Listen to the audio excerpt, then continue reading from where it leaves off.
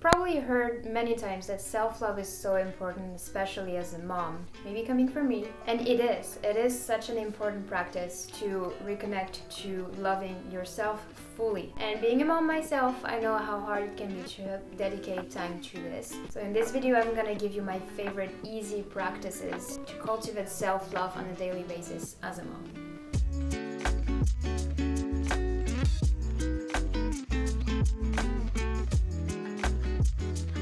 My name is Manon and I'm a life coach for women using Ayurveda, trauma healing and embodied spirituality to help them reconnect to themselves and feel more radiant and nurtured in their life. So if that's you, feel free to subscribe to this YouTube channel to see more. So first, why is self-love so important to you? Why did you click on this video? Because you're here, so self-love is a subject that is important for you. Why? What do you hope to achieve while cultivating self-love in your life? What do you hope to feel? What do you hope to accomplish while cultivating more self-love? This is such an important point because otherwise it's just this general advice that we follow because that's what we have to do, right? And we don't make it very personal and we don't fuel that practice with our own values and our own desire to do so. So it's really important to connect to why is cultivating self-love important to you? Why do you want it? What do you want to provide your family or yourself with through cultivating self-love? One practice that I really love to do is using water to give yourself love, especially when it's super hard for you to cultivate self-love. I love this practice because you can make it even as a total beginner in self-love. So you're basically going to grab some form of liquid. You can do it with water, it's very powerful. I do it a lot with cacao, but water works very well. You're gonna hold your cup of water. Because you're a mom, I'm gonna recommend you to think about maybe your kids, maybe it's somebody else, but someone that is so easy to love for you. Someone that doesn't require any effort, anything to love them because they're so lovable. You're gonna think about this person. And you're going to close your eyes and think about everything you love about this person. How they look, how they smell, how they laugh, how they move, what they make you feel. And you're going to take your time. The longer it is, the more powerful it is. You're going to really think about everything you adore about this person. And as you do this, you imagine that all this love that you're feeling for them is going into your cup. So flowing from your heart through your arms into your cup. And once you're done, once you feel complete about everything you love about them, you can simply drink your water. This is a very potent practice because water can be informed. It gathers information, whatever it is around it.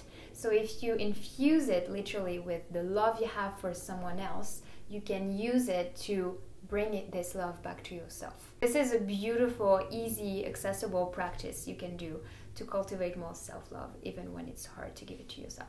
Another recommendation I give as a mom is to make a list of what makes a good and a bad person, and especially a good and a bad mom. So the good mom does this, this, this, this, and this. And the bad mom doesn't do or does this, this, this, this, and this. Why do I recommend to do this for a self-love practice? Because once you have those two lists, you're going to pick everything that a bad mom would do, for example, or doesn't do, and see either the beauty in it, maybe you need to be more of that, and maybe realize that you can still be loved even if you are that. For example, being a good mom is to have a house that is all put together all the time. If that is part of your bad mom list, you're gonna take it and see, okay, do I have examples around me of moms that are like this, or maybe people that are like this and still are lovable, that I love myself or that are loved by other people? If their answer is yes, it means that this can be loved in yourself as well. How can you love this part of yourself that, well, is messy and that doesn't have the time and energy to clean all the time and that has a house that can be dirty or messy sometimes? So this is just an example. But once you actually are aware of what makes you bad as a bad person or a good person, you can actually choose what you want to do about it. Is that something you actually want to work on and get support with For example, yeah, I do want to make sure that my house is a little more put together, and I'm going to ask for an organizer to come or for a cleaner to come more often so that it's actually serving me. But it's different than, oh, I have to have my house put together, otherwise, like, I'm not lovable. That is different. Or you can just decide to make it a normal thing. Like every human that is on this planet, we have our messy times, we have difficulties, and maybe for you it's to keep your house cleaned every single day, and that is totally fine. What are you going to do with that? If it's hard for you to clean your house and to make it pretty, again, you can ask for support, you can ask your kids to help you with it, and you can decide that maybe it's not that important for you. Of course, we all need some cleanliness, we all need to be organized, but maybe it's not important for you to have a house that looks like a decoration magazine every day, and that is totally fine. A third practice that I love to do with other moms in my sessions and in my group coaching is, what is the ideal mom for you? Not the ideal mom on paper, what the ideal mom of Instagram, not the ideal mom of YouTube. The ideal mom for you. What does she look like? What does she wear? How does she take care of herself? What does she do? How does she relate to her kids? All of those are very powerful things, because when I did that practice myself, I realized I wanted a mom that I could feel all my emotions around, and a mom who was present when she was present. And if I'm with other people the rest of the time, I'm fine with that. But I want, when I'm with my mom, for her to be present for me. Discovering this was so healing for me, because then I was like, oh, maybe I could just work on showing up this way for my daughter, and that would be enough. So if that helps, maybe you can try this practice and visualize what would be the ideal mom for you. What does she looks like? How does she interact with you? And maybe focus on this instead of trying to find the definition of the ideal mom on, again, social media or in books or in other moms group as well. It can be really easy to compare ourselves to other moms, and that is not the point. Some moms are going to be designed to be, for example, stay at home and being really present with their kids and cook everything from fresh, and that is beautiful.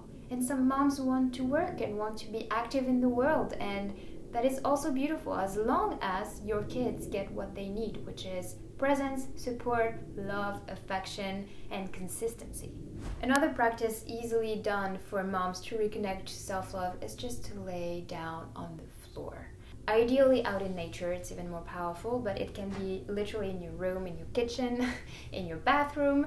Just lay on the floor and feel supported by the earth. Feel like you're held by the earth. This is such an easy tool, but we forget sometimes to use it because it's too simple, maybe, but it's really powerful. It's going to help calm your nervous system down, help you be more present for what is, and show up for yourself and your family in a deeper, more powerful way. Something that I love to recommend moms to focus on as well is to cherish their physical body. I know it can be really easy to stop taking care of our hair, taking care of our skin, taking care of our clothes. And if that's not something that impacts you that much, you just can throw this out of the window, and that's fine. But if it is, like me, then taking the time to do it is going to be so powerful, because as women, we have mostly feminine energy inside of us, and the feminine wants to look good, wants to feel good in their body, wants to cherish that physical, material envelope that we've been gifted.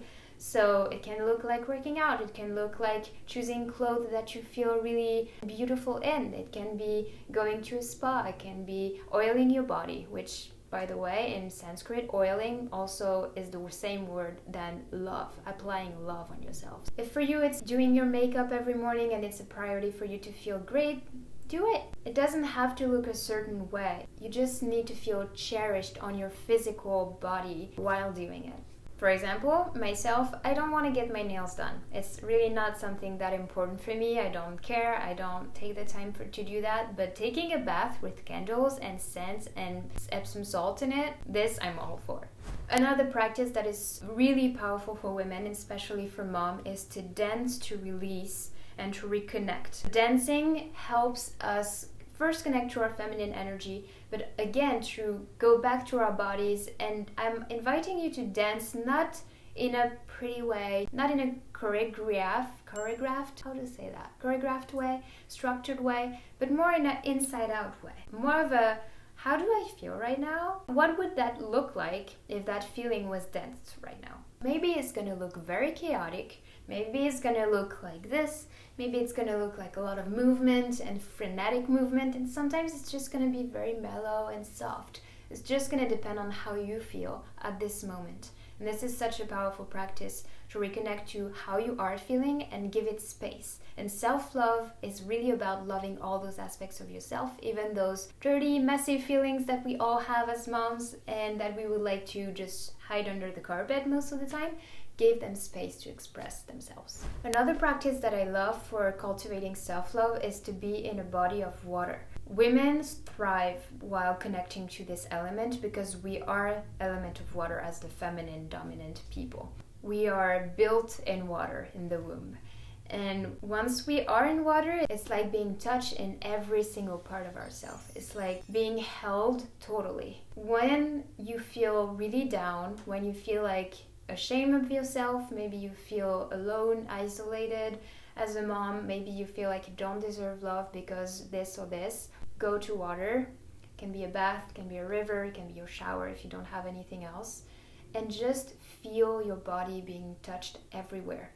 It's such a good reminder that we deserve love everywhere, even in our dark aspects, even in our messy emotions, even in our bad habits. That is so important in my opinion, and the water can really connect us to this ultimate love that we receive from a mother, that we receive from the earth.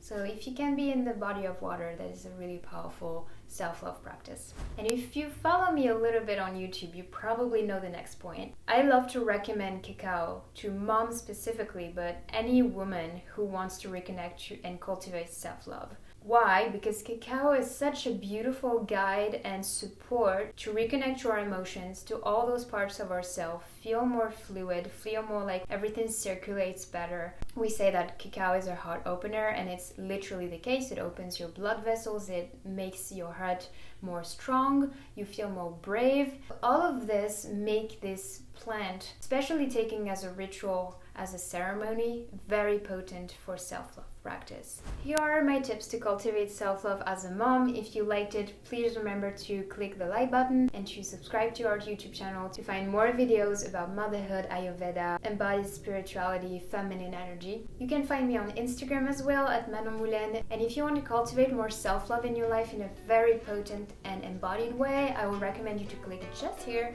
where I take you along with me for cacao rituals to cultivate self-love. So if you really want to implement most of the tips that I gave you today, just click here, and please remember to take care of yourself to feel more radiant and nurtured in your life. Bye bye!